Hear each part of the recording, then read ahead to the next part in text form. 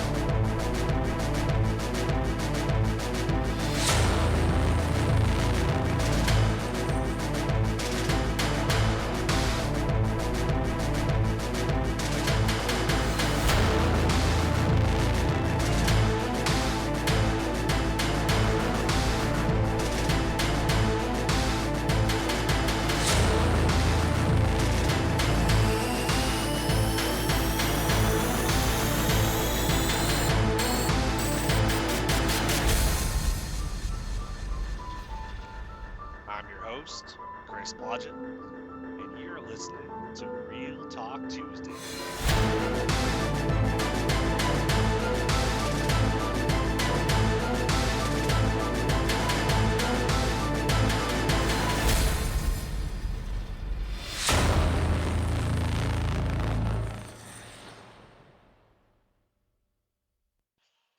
This week's topic is going to be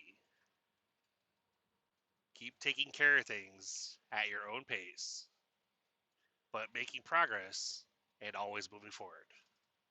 This is episode 168.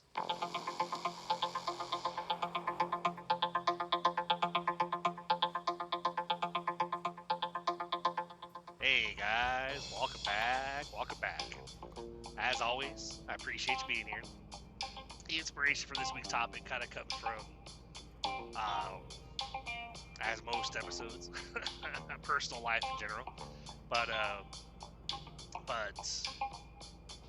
you know how I had mentioned in previous episodes that one of my previous jobs, one of my previous careers, actually when I was in the Air Force, was firefighter. And what is the job of a firefighter, right? Putting out fires, right? So when I got out, and of course my current life, my current relationship with my wife, my current marriage, my home life with my kids, but there's always something. I can't even remember the last time that there wasn't something that needed to be taken care of. And I'm not talking about like, oh, I have to go home and mow the lawn, or I have to go home and clean the house. Because obviously those things have to be taken care of as well. And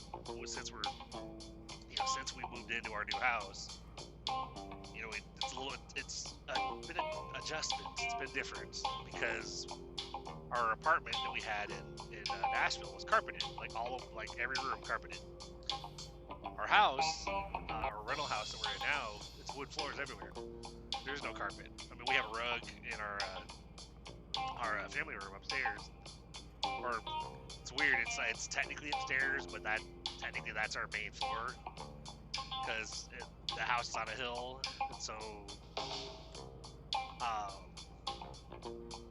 it's like when you go in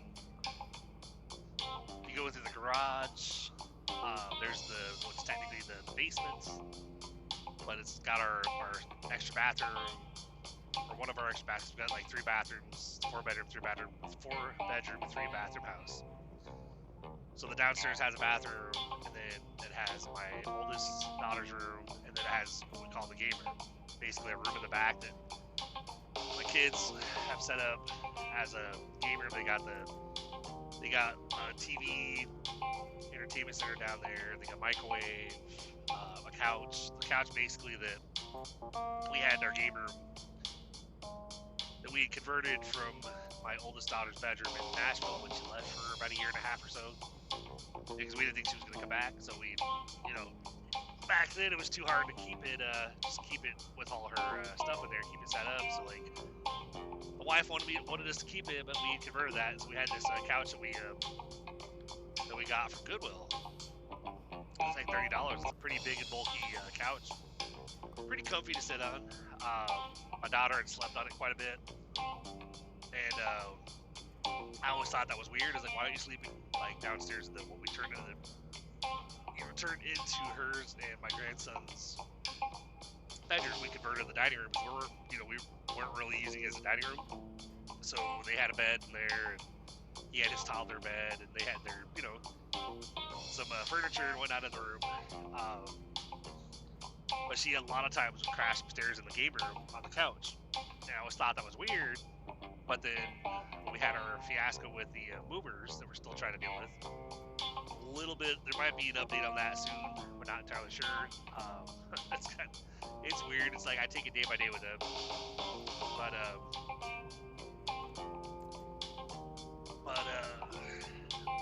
the morning after, or I guess the morning that the movers left, about like 6 a.m. because the truck was completely full. They still hadn't even touched, like the game room. So we still have the couch and everything in the game room. They hadn't touched the kitchen, some of the big closets downstairs, the back patio. So when they left, my oldest and my wife, my grandson, and the cats were at the hotel. Me and my youngest daughter, we went back to the apartment, and basically I went in the game room, covered the window up, had 2 fans, and basically crashed on the couch. I had my youngest, we still had the futon mattress, so she laid that on the floor and was technically mine and my wife's room. And she went to sleep in there, and we got a couple hour nap before we had to get up and basically figure out what we're gonna do. But I slept on that couch, and when I got, even though I only got a 3-hour nap on the couch before my wife basically jump scared me. When she came home, because she basically had no idea why I wasn't answering my phone, and I'm like, because we were up all night. I literally just only been asleep for 3 hours, so what are you doing? I'm like falling off the couch, and she's like, what's going on? I'm like, I don't know. I don't know. I can't think straight. What? Ooh, what? When you first wake up, especially after only getting like 2 or 3 hours of sleep, and you're like looking around the room all confused, like, where am I? What's going on? That was me. And of course, that didn't make her any happier. She was still even more frustrated because I wasn't answering her questions. I'm like, I can't think straight right now. You need to leave me alone for a second. Like, I need to think. Like, I need to clear my head. I need to wake up. And I told my oldest daughter, I said, I understand why you like the couch so much now. She said, what do you mean? I was like, well, when I crashed on the couch for those 3 hours, I was like, I crashed hard. Like, I slept great. I was like, oh my God, that couch is comfortable to sleep on. She goes, see? I know, right? Like, yeah. Like, holy crap. I was like, we're definitely not getting rid of that couch. Probably one of the best $30 I've ever spent on furniture. So,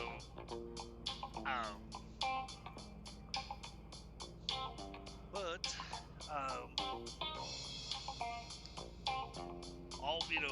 I can't, I'm looking back, I can't remember when the last time when we were able to look at our lives and be able to tell ourselves, hey, like, there's nothing that we have to take care of. Like, there's nothing, no issues, there's nothing we have to figure out. Like, we're good. Like, everything's perfect. And I guess maybe that's just life, because even if things are great, like, you're happy, everything, you seem that you feel like you have everything you've ever wanted.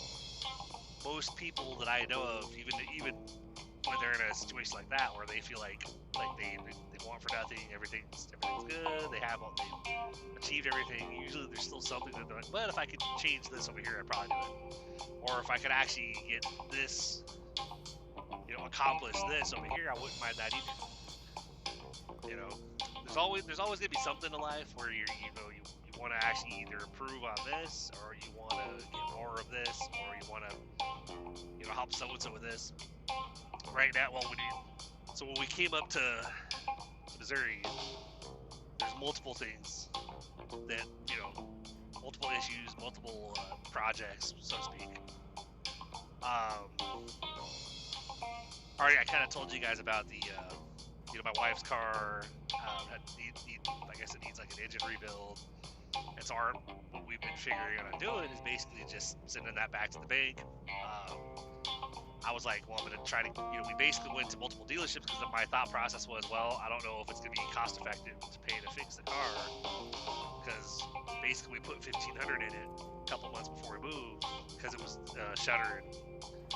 And then we took it to Firestone, and basically they were like, yeah, it's one of your cylinders is misfiring. We recommend a tune-up. We changed that one plug. I said, go ahead and change all of them. I do all cylinders. Like, all right, cool, but might as well. It doesn't make sense to just do one. So did that, plus the oil change.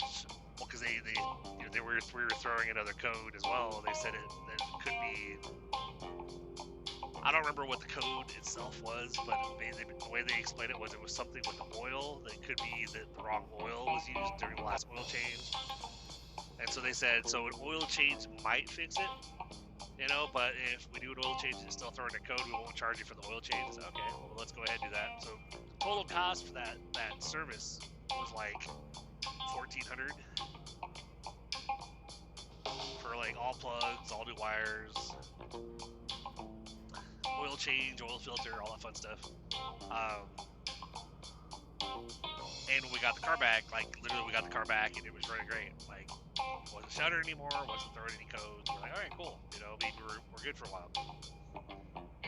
But then we get up here. Actually, before we even moved, when we still had the rest of the stuff in the apartment to move, and we didn't know what we were gonna do because we're already being overcharged by the movers, and we're like, well, we can't afford to pay them another $4,000 for probably whatever the rest of the stuff that's left. We decided to go get a U-Haul, because we're gonna have to tow we figure we're gonna tow. I was towing my daughter's car, and we were thinking about towing my wife's car as well, just because we didn't want to risk trying to drive it up here.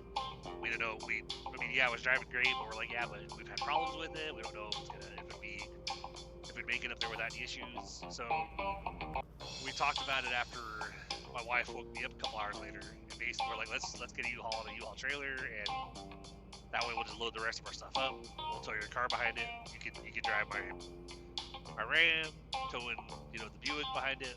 And she was like, all right, that makes sense, So we drove in her car to go pick the U-Haul up. And when I was picking up, they got me in the truck, and they told me where what part of the parking lot to go to get the car trailer. So I drove the U-Haul truck over there, was backing up to the trailer, and then of course my wife's texted me saying like, the car's shuttering. I was like, what?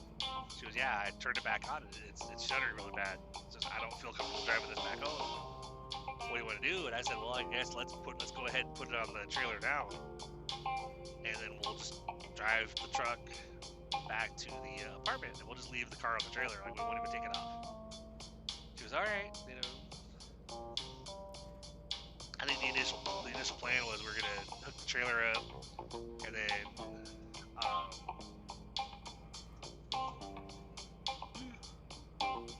apologies guys, my Friday, so of course like I am looking forward to my 2 days off because I am freaking exhausted. But so I think the plan was to basically tow the trailer. Like, have my wife follow me back, you tow the trailer back with, behind the U-Haul, and basically we're gonna drop the trailer, like park it nearby or whatever, but so that way we could use the ramp on the U-Haul, But then when we had the car on the trailer, I thought, well, we'll just load stuff with the trailer still attached. Like, let's not worry about it, because that's just one less step that we don't have to worry about. My wife was like, all right, that makes sense, we can do that, So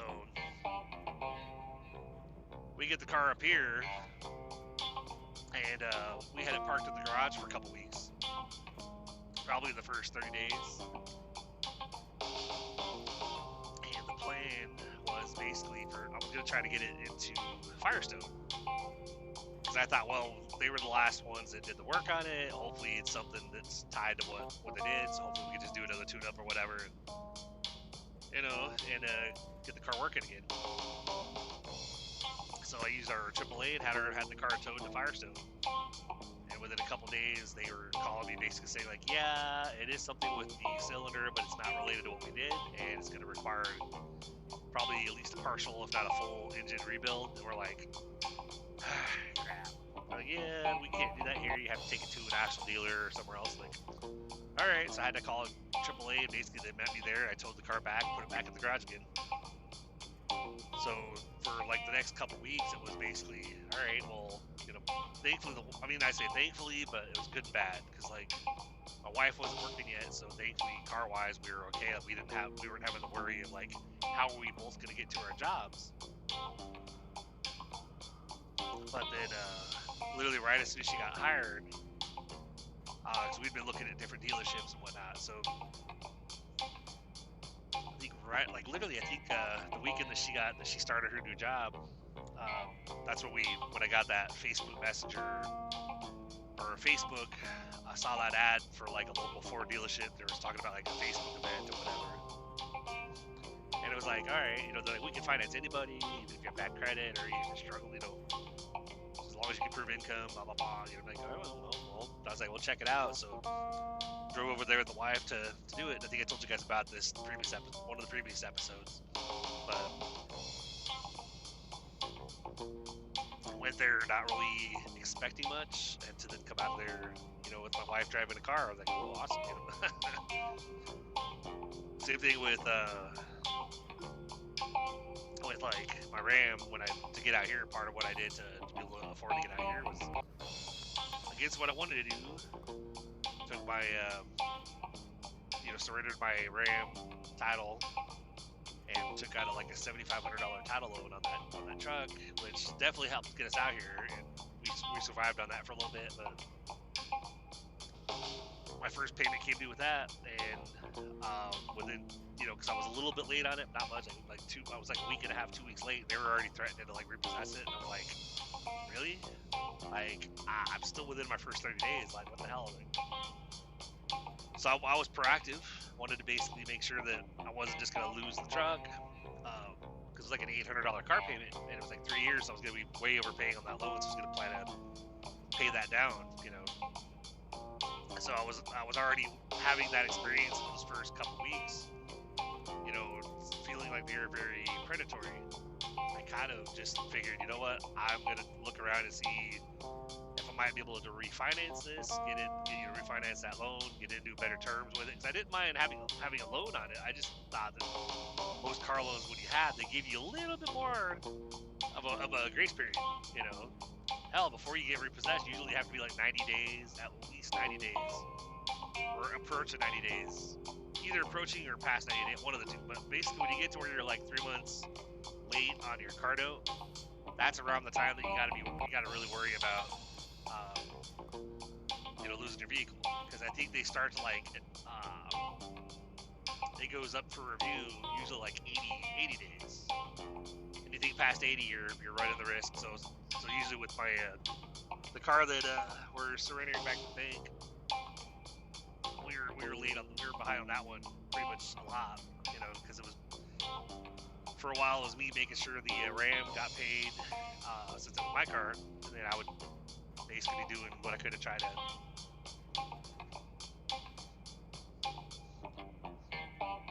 help my wife take care of hers or whatever. And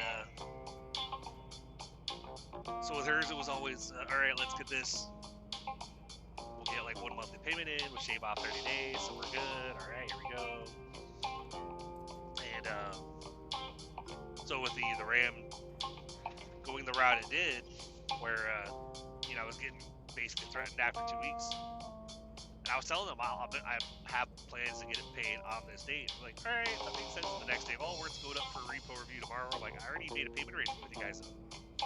Like, I did a promise to pay and everything. Like, I paid half the payment, blah, blah, blah. So that's when we were out there getting her car, and it was like, they were like, well, what if we can get your wife into something that she wants, and we can get you into a better truck?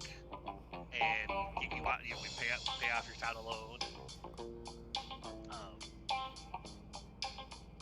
I was like, well, if you guys could, I was like, if you guys could pull it off, I'm open to talking. So those are two of the things, like, not have, like, my wife being in a reliable transportation for her job, low mileage, and she has like the gap insurance, and she has like the warranty on it for like, or the, what is it, the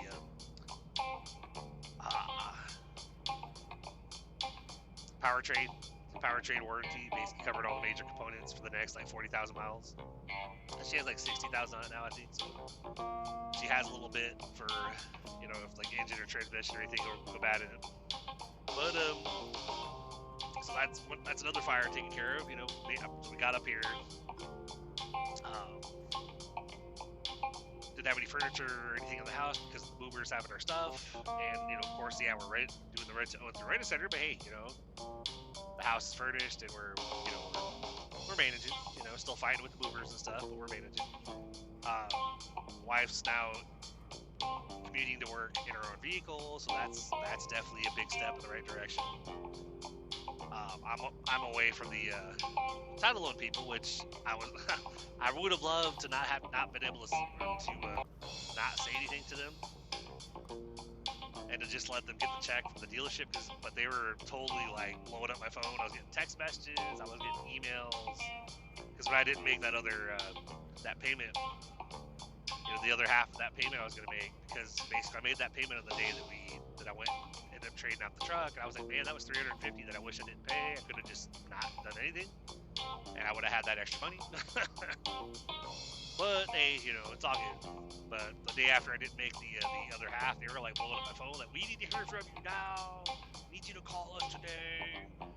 This is very important. We need to talk to you, Christopher. Blah, blah. And then I finally emailed them, like, look, be advised, I no longer have possession of that vehicle. It has been traded out. You will be receiving a check from the dealership to pay off that loan balance. Please do not contact me any further. And then I have not heard anything from them since. I'm like, thank God, because it's like, holy crap. I understand the whole. This is an attempt to collect the debt. Any information will be used for that purpose. Okay. I have so many phone calls from all these people that numbers that try to call me because I do the screening option. If I don't recognize the number, just put that out there. If you're a company or whatever, and you try to call me or whatever, and your number, it just pops up with your number, but not like who you are or whatever. And you get the screening option on my phone where it literally says, hey, this person is using a Google screening option. Please state your name and why you're calling, and you don't say anything, you just call back. You're gonna just get the same message again. Because I will not answer a call that I don't recognize, and if I do the screening option and they say something like, this is business matter with Christopher Blodgett, I'll hit the option for the automated to ask you, all right, what's this about? And they'll say the same thing, business matter, Christopher Blodgett. I'm like, okay. So I'll hang up. I'm like, well, obviously you're not gonna identify yourself, so I'm not gonna talk to you. I've had some life insurance people get in contact with me, and literally they say, this is so and so with such and such life insurance calling Christopher. I'm like, oh, cool, all right. So I go ahead and I answer the call. It says, connecting you now. Because like, all you gotta do is tell me who you are, and obviously if you still tell me who you are and you're somebody that I don't want to talk to, then I just won't answer the call anyway. But most of the ones that I don't want to talk to won't even identify themselves, because their hope, I'm sure, oh, I hope they just get on the phone so I can talk to them. Because once I have them on the phone, I can try to tell them, like, hey, we really need them. Well, you might need that, but you're not getting it. So, got away from that title loan. That's another fire I put out.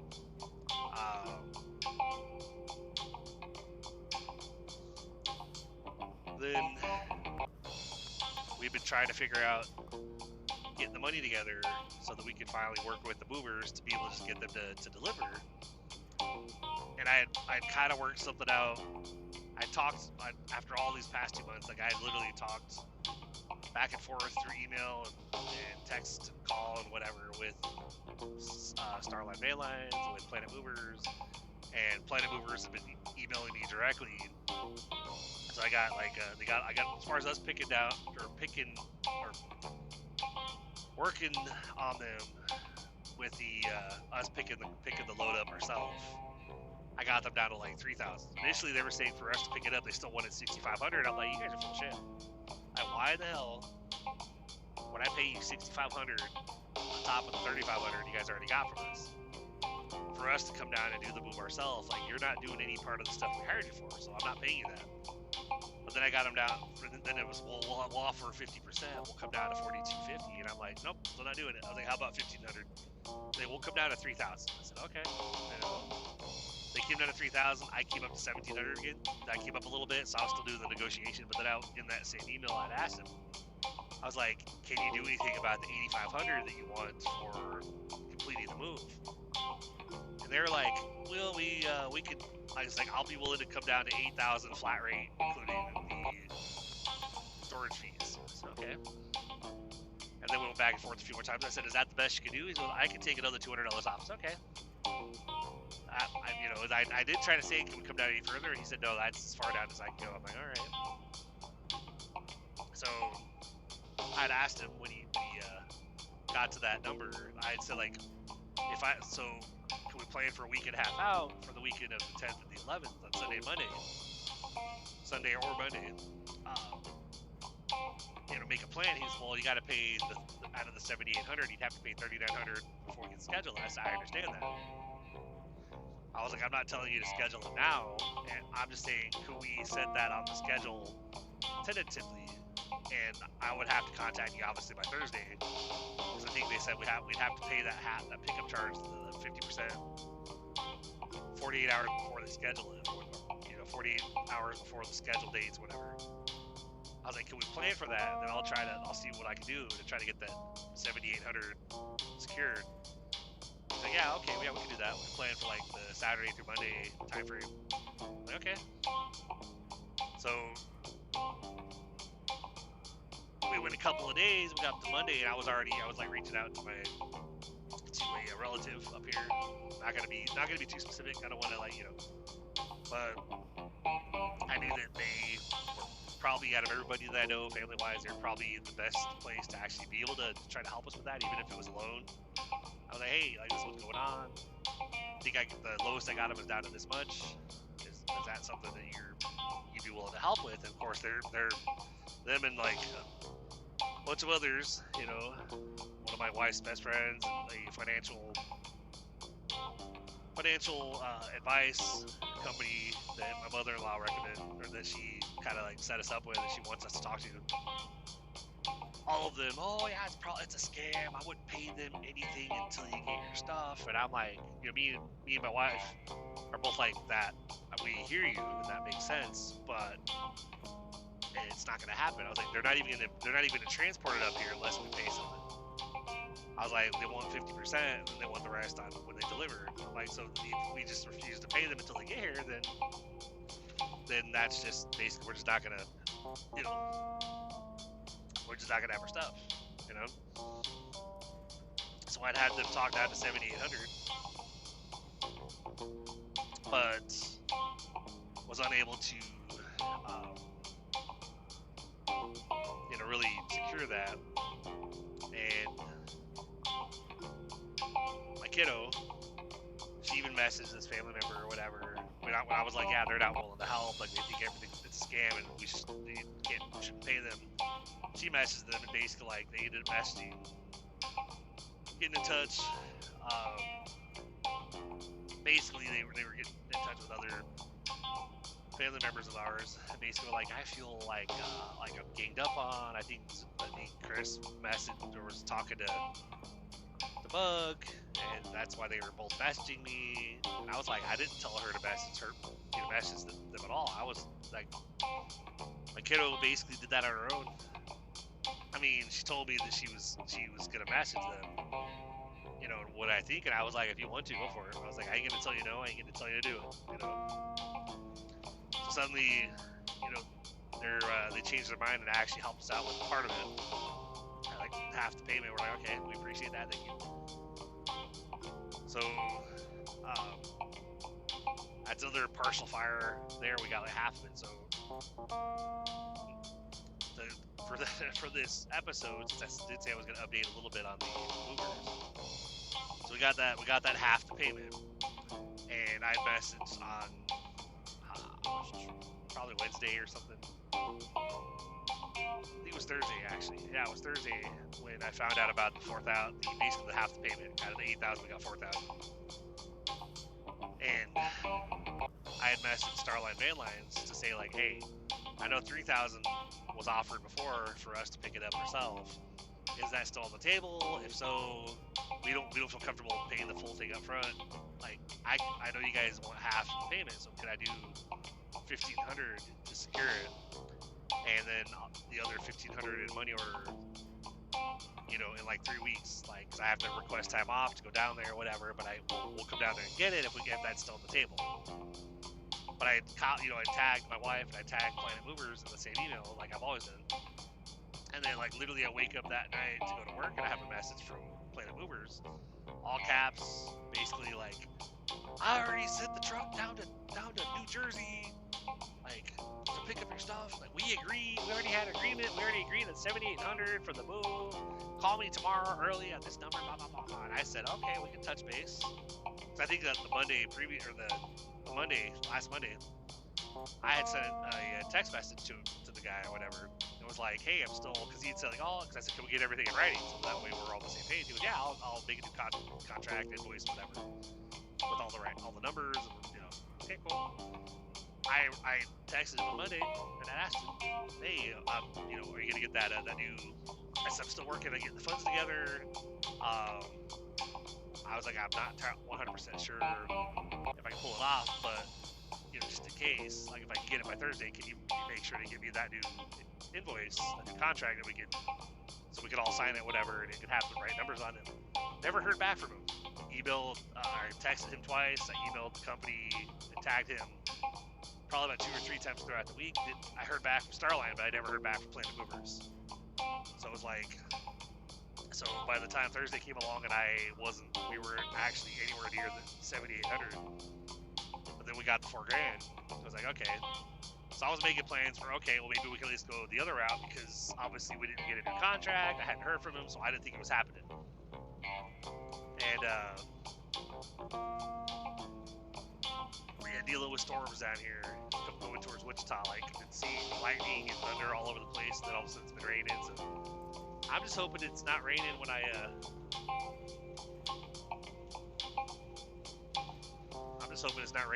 actually at Wichita, so I can get these 2 trailers dropped, grab a set, and get the hell out of there. But so Thursday night came, I hadn't heard anything, and so I sent that message, and I got that email back from Planet Movers, and I was like, okay. I was like, yeah, we can touch base. I was like, but I never heard from you. Like, I messaged you, and I never heard back. I've never gotten the new invoice with the new numbers on it. Like, as far as I was concerned, like, I didn't think we were doing it. So then I showed that email to my wife and my kids. I said, so I don't know what to expect this weekend. I said, I half expect that their truck's just going to show up at our house, even though, according to them, we'd have to pay that 50% before they'd even come out here. But they're like, but I've been such a thorn in their side the past 2 months that maybe he's figuring, you know, we might have to fight him for the money, but let's go ahead and just do the delivery. Let's get rid of their stuff, get them their stuff back, and then try to get a contract so that way they still owe us money, but we won't have to worry about them coming after us with their stuff. And I'll be like, you know, because I would totally work with them. I don't know if they're just gonna show up or if I'm gonna. I never called them because I told my kids I ain't calling. I was like, I don't want to talk to them. I was like, especially like I don't have the money for the 7,800 yet. Obviously, if I had it right now, I'd be like calling and be like, hey, let's schedule. I have funds. I'll pay the 3,900. Let's do it. I don't have it, so I'm not like, I don't want to call them and be like, yeah, we don't have it. Go ahead, still come out here. So I'm kind of like approach this weekend like, let's see what happens. Let's see how it goes.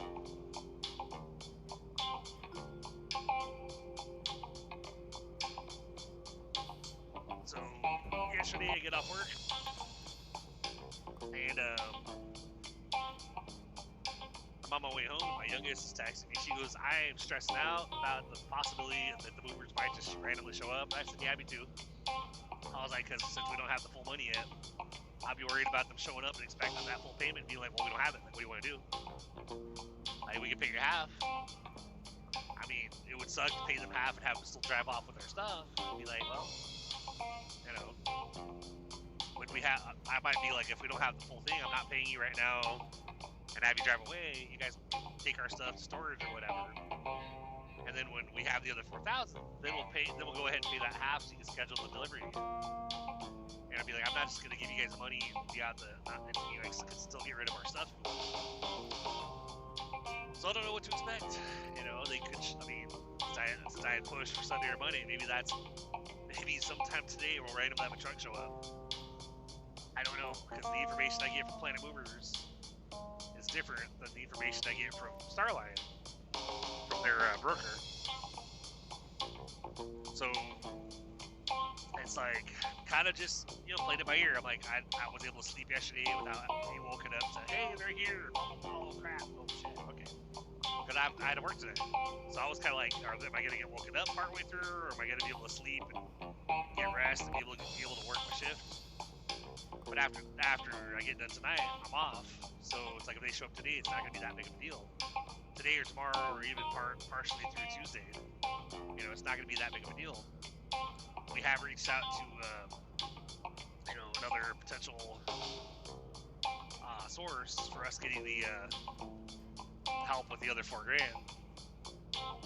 We don't know what's going to happen with that. Maybe they'll help, maybe they won't. But you know, we're at least we know we're working on trying to secure it, so we can officially go ahead and just have this taken care of and get done with. You know. So right now we're only halfway there. But it's progress. You know, it's like taking it one day at a time and, you know, one week at a time. One other fire that I had to put out. One task that I've been meaning to take care of, but I, you know, as a CDL holder, those of you truckers out there, you know how we have to, like when we move, you have like 30 days. I mean, they tell you online and everywhere you read or whatever, it says like you have 30 days to basically switch your CDL over to the new state you live in. They say, oh, I must do it within 30 days. I was worried about that because, like, I hadn't done it in the first 30 days, and then when I went to do it, I realized, oh crap, I don't have my birth certificate. So I had to go and go through that process, which took about a week for me to get in. You know, because I guess you gotta do the real ID option on your IDs now, on your licenses now, so that way it's like you go into government buildings, you can fly. And so, like, my previous CDL, I didn't have my birth certificate when I initially went in there to do my license, so I was able to do it, but I didn't have the real ID because I didn't have my birth certificate. But, you know, so I'd been meaning to get that done, and I was probably more like 60 days, a little over 2 months before I had everything, because I didn't have, you had to have like 2 proof of addresses. I had my lease, but it took me a while to get access to the system we use with payroll to get to be able to download pay stubs, so I couldn't get those for a minute. And we have utilities like electric, water, sewer, recycling, trash, whatever. That was set up through our leasing office that deals with the rentals for these houses that we're renting.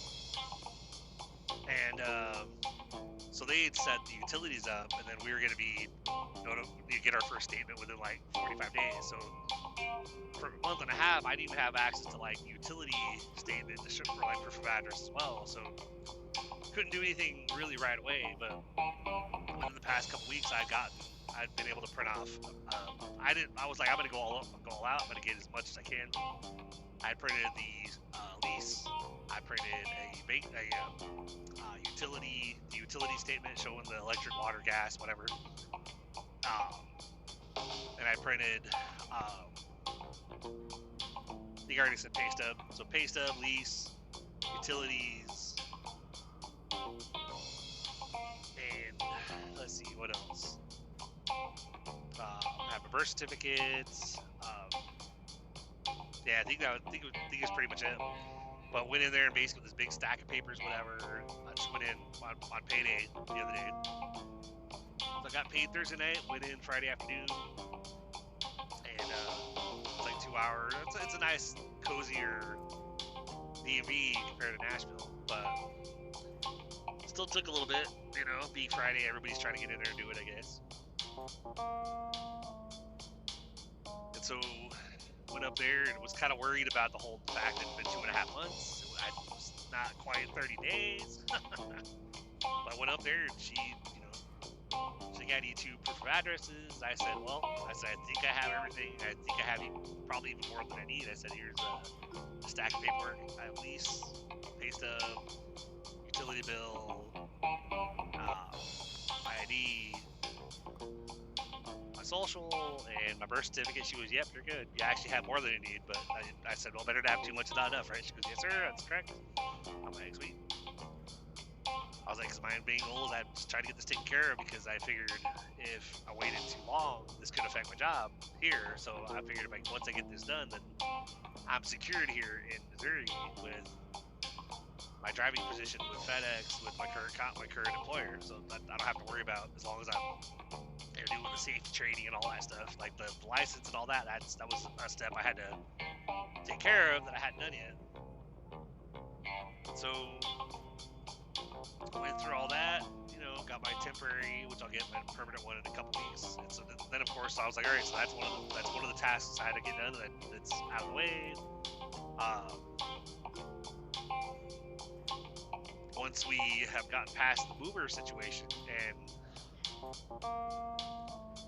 have our stuff in our possession again, that'll be one of the other big tasks that, you know, be nice to have that behind us. And then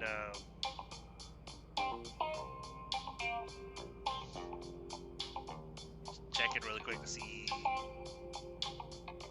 So we've got like 6 miles till my exit, and then about 20 miles from there to the Wichita hub. So next big thing, hopefully, is the movers. And I gotta get the fam in there.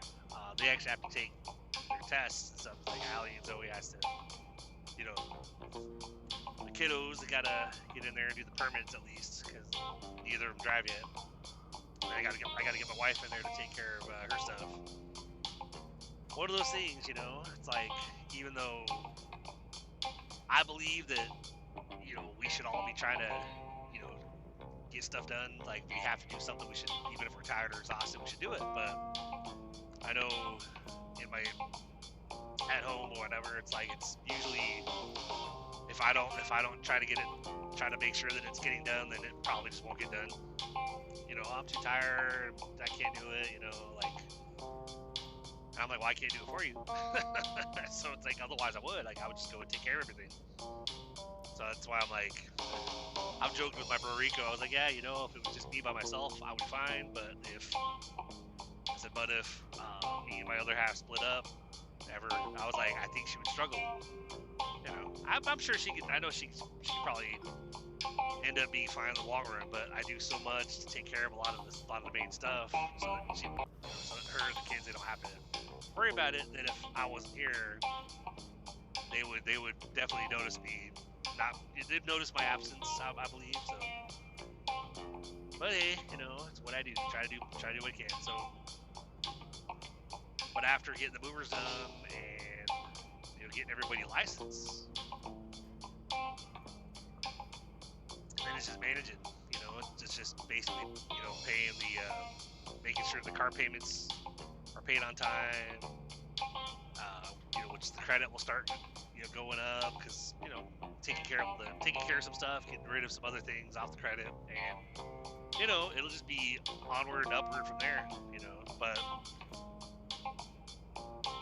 it's all about, you know, actually doing the hard, like putting in the legwork, pushing forward, and doing what you have to do, even if it's hard, even if it sucks, even if you really, really don't want to do it, you know, but going ahead and doing it just so that you can get it out of the way and you can be like, all right, this is done, it's good.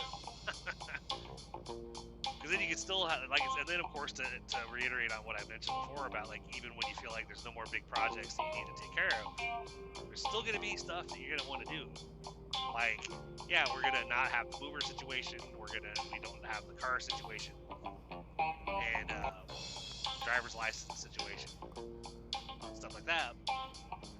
My wife wants to eventually, she has a desire to eventually have her own business, to basically do a food truck or whatever, to put her culinary skills out there for the world and stuff, and profit from it, you know. And so that's a goal for her too, you know. I put, like, being able to just you know, get that accomplished. One of my goals career-wise is to get to a point income-wise where I don't have to, even though I love what I do, I wouldn't mind doing it part-time. But I would definitely like to kind of retire myself at some point to, you know, be home more or whatever. I don't know if I'd want to give up driving altogether because I do love what I do. It's just that I would love to have more time freedom, kind of. You know, to be able to, like, spend time at home, hanging out with the fam, and just enjoying life a little bit more. But at the same time, I would want to do that when financially we wouldn't have to worry about anything, you know? Like, everything would already be taken care of, the wife would have her food truck, I would have been building my bid harvest up by that point, which anybody who wants to learn more about that passive opportunity that you don't have to recruit, check the show notes for the link, or go to passivebitcoin247.com and check it out. A lot of videos and stuff showing you basically what it's all about, and, you know, how you'd fund the account and all that fun stuff. But literally, I don't do anything. I log in there every couple days, kind of just check to see what my balance is at. If I feel like it, if I have enough for another share, then I go ahead and I do another share and keep working, keep building that account up. Another share will add like another 30 cents on there. And if I do another $1,000 unit, it's another $3 per day. Once I start doing the $1,500 units, those are passively $10 a day, roughly. So it's just a matter of just working it up, and, you know, the higher up you go, the more you make per day, which means the shorter time it takes till you can get another one. That means you just continually growing it, you know. So, but passivebitcoin247.com for that. Check it out. But on that note, I appreciate you guys being here with me every week. I hope you guys are enjoying the Raw Chat episodes as much as me and my buddy Dave are. You know, it's just fun. You know, shoot the shit.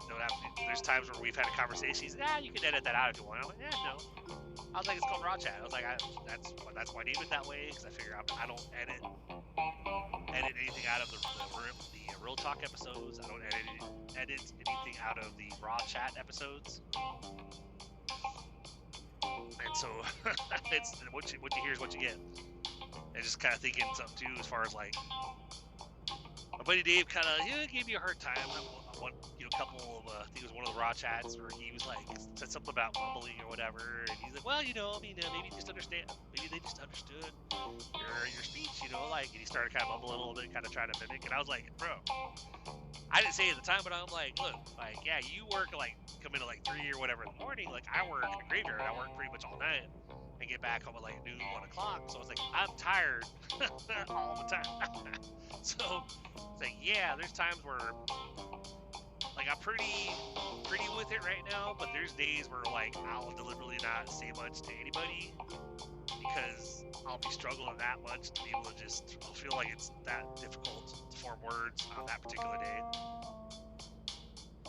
You know, because you'll know it's like, I mean, yeah, there's definitely I've been drunk, not out here, but I've been, you know, when I would enjoy the alcohol a little bit too much in the past, and get to the point where you're basically your equivalent of being shit-faced. I would be able to talk, you know, clear with a lot less,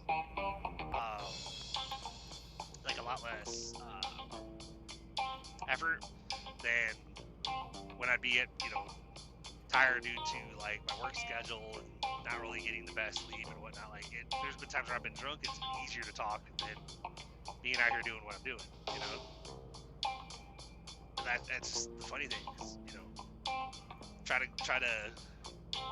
communicate with somebody out here at like a truck stop or whatever, and I've been tired to the point where you literally try to say something and you bite your tongue. You're like,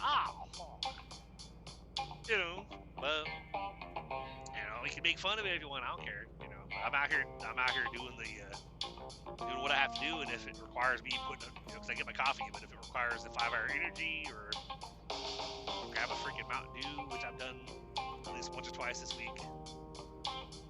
Because when I got my license taken care of on Friday, I got there probably by like 1:45. I mean, I talked to my kiddo, my youngest, into coming out with me, whatever. I was like, hey, do you want to go do your permit? She's like, no, I haven't really driven that much. So you don't have to drive at your permit. Like, you know, you just go in there, you take the test. She goes, no, I'm not prepared. I'm like, okay, I'll probably get the practice test to give to the fam so they can all take the practice test to go do their stuff. But I was like, well, if you want to come with me anyway, I got to go do my license. We can go grab food afterwards on the way home. She was, all right, cool, yeah, that sounds good. I'm like, all right. So she waited for me in the Silverado or whatever, and I was texting her from inside the DMV. I was like, looks like I'm getting a text saying that they're almost ready to call me back there. It's going to be a couple more minutes. She goes, yeah, I've seen a lot of people come in after you that came out already. I said, yeah, they probably weren't in there for a license. It was probably something that was a lot less time. So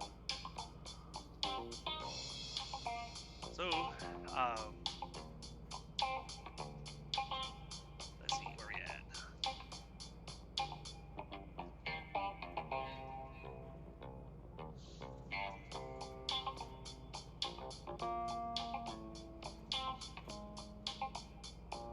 That is it. So on that note,